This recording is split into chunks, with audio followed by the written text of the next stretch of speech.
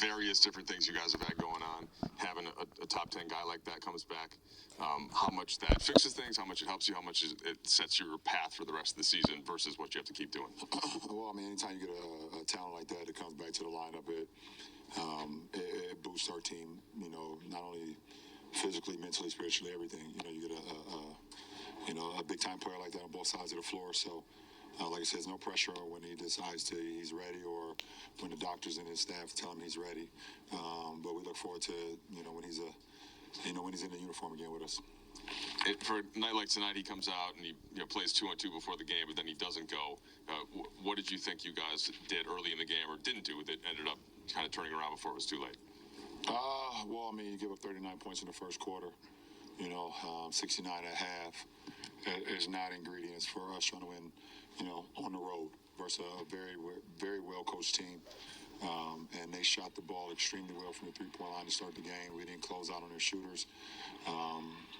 So they set the tempo in the first half. We played even basketball with them in the third.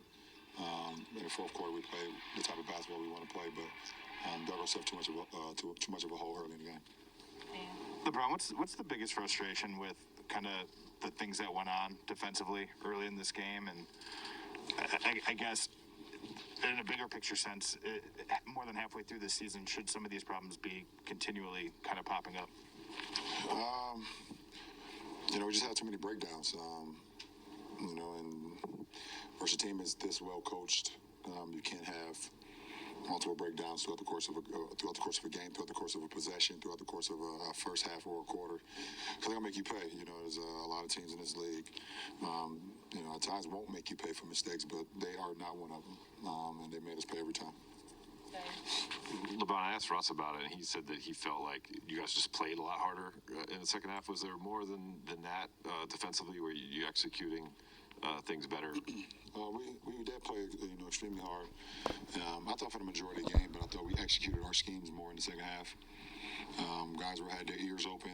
We was listening to commands, and we were acknowledging those and validating those commands. So put us in position to get stops, keep bodies in front of us, and clean glass when they took either perimeter shots or in the paint. Just continuing on Russ for a second, in terms of the energy he brought in the second half and being a part of the comeback, what have you kind of seen from him this week in terms of kind of handling everything that went down earlier in the week and kind of assuming this role? I don't know. I mean, he's just being himself. That's all. I feel like it's every game is whatever you've seen in Russ. I've seen him just be himself. That's all. He was attacking, pushed the tempo, got guys in position. He was great with the basketball, and we just tried to match his energy. Hey, LeBron. Oh, Joe. Hey, man. Grew your hair out? Yeah. As we've aged, I think my hair's done a little better than yours. Mine is going the other way. Mine is going the other way. Hey, I think this is your first game here since you led the Lakers to a title over the Heat. And obviously the games weren't here, they were in the bubble.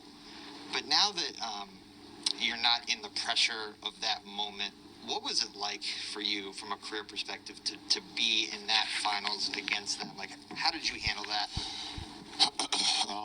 I knew it was going to be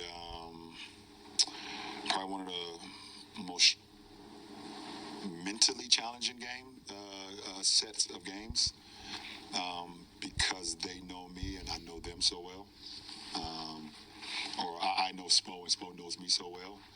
And I knew that he would try to take everything away from me that I do well. And I just tried to get into the mind of his on what he wanted to do to help his team win a championship. And it was just, it was basically like playing chess.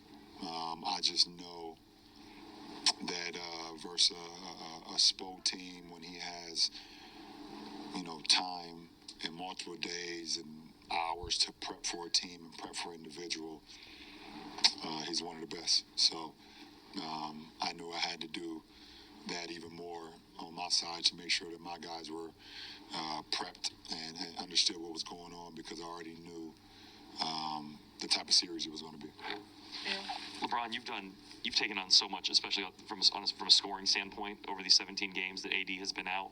Frank said before the game, one of the many advantages of getting him back will be the ability to sort of spread out the workload a little bit.